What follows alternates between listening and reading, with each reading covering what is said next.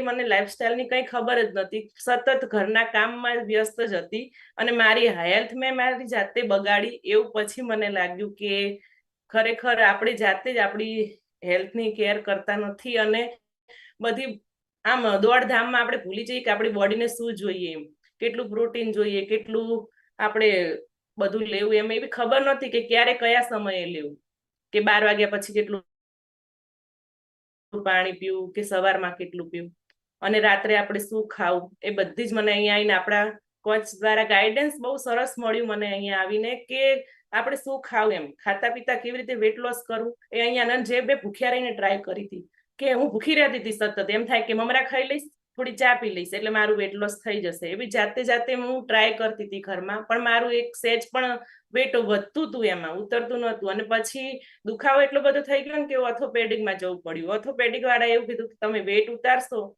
તો જ તમારો કમરનો દુખાવો જશે અને પાણીનો. અને મને એટલી બધી આપીને ટેબ્લેટો કે હું રોજ 4 ને 5 ટેબ્લેટ લીધી હતી કમર માટે અને પાણીનો, તોય દુખાવો તો એનો એ જ રહેતો હતો, સેજે ફેર ના પડે. 15 દિવસ ગરી પછી પાછું એનું એ ચાલુ થઈ ગયું.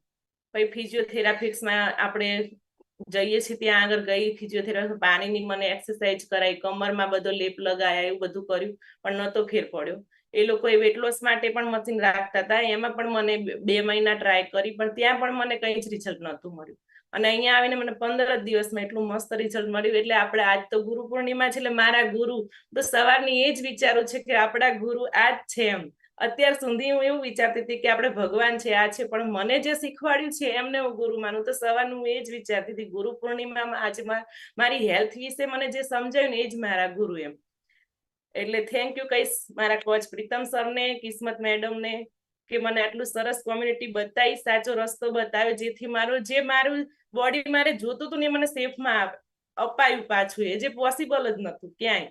એવું જ હતું કે હવે પતી ગયું, મારી બોડી આવી જ રહેશે, હું કાયમ આવી રીતના આપણે જશું તો કોક એમ જ કે હા કેટલી બધી જાડી લાગસ, કેમ તાર શરીર આટલું બધું, કંઈક કરતી હોય તો, આમ કરતી હોય તો. પણ મને તકલીફ એટલી બધી હતી ને કે હું કરી નથી શકતી. કહું કમર દુખાય, કે ખોટું બોલતી હશે, કઈ કમર દુખાય નહીં, આટલી ઉંમરમાં થોડી કમર દુખાય, એમ કરવું ના હોય ને કામ એટલે એવું કહેતી હશે, એવું લાગતું હતું બધાને.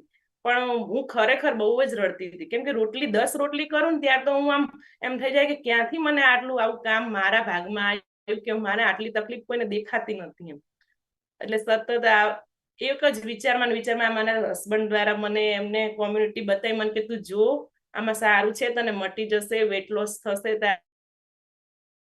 તારું. અને એમનો પણ સપોર્ટ અને મારા કોચનો તો બહુ, સવારથી તે રાત્રે સૂઈએ ત્યાં સુધી મને એટલો સપોર્ટ કર્યો ને, કે તમે પાણી પીધું, તમે જમ્યા, તમે શું જમ્યા, એમ એ પણ જોતા હતા.